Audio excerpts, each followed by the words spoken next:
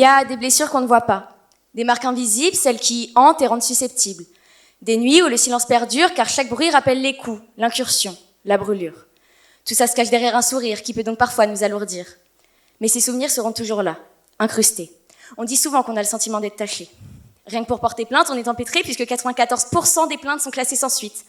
Belle République me dit que le procureur considère que les faits dénoncés par le plaignant ne violent pas la loi. Effectivement, ils m'ont violé moi. Si seulement ça ne s'arrêtait qu'à là, malheureusement, beaucoup trop de victimes sont aussi dans ce cas. Alors on va leur parler de guérison, de passer à autre chose. Mais comme on oublie que tu ne choisis pas ce qu'on t'impose, puisque ce n'est pas facile, rien ne l'efface, ne l'ôte, et évidemment qu'après cette épreuve, on devient autre. Alors maintenant, dites-moi comment ne pas avoir peur de l'homme.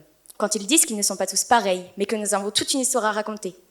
Pour ma part, quand ses mains se sont posées, mon consentement, il me l'a enlevé. À quoi bon, à 5 ans, je n'avais aucune idée de ce qui était censé. Malheureusement pour moi, je n'y repensais qu'à mes 11 ans, quand j'ai compris la gravité des choses et que les cauchemars de cette journée m'ont gâché absolument toutes mes soirées.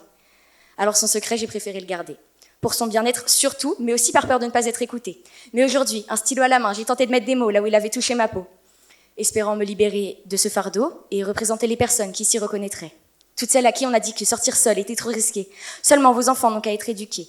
Que faire si le mien devient violent avec une femme? Ou si ma fille se cache de pleurer? Je refuse qu'elle fasse des cauchemars, puisque tout peut arriver à n'importe quel âge. Alors non, le problème n'est pas la tenue, mais certains hommes un peu trop têtus. Ne plus se sentir en sécurité dans la rue, puisqu'il y a des cons à perte de vue, a été banalisé.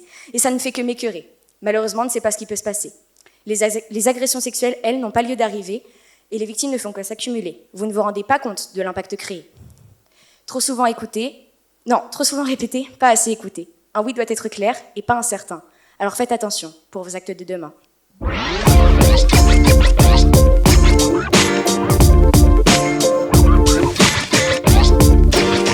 Alors cette année, comment tu te sens? Là, super bien, parce que je viens de passer, j'ai eu 4,10 et après 9,7 et 9,8. Et j'ai stressé un peu avant, mais franchement sur scène c'était juste incroyable. Qu'est-ce que tu as pensé de ta prestation? Je pense que ça a été, il n'y a que la fin, j'ai bégayé un peu sur la dernière phrase, mais franchement c'est passé du coup. Que pourrais-tu dire à un débutant qui aurait peur de commencer le slam?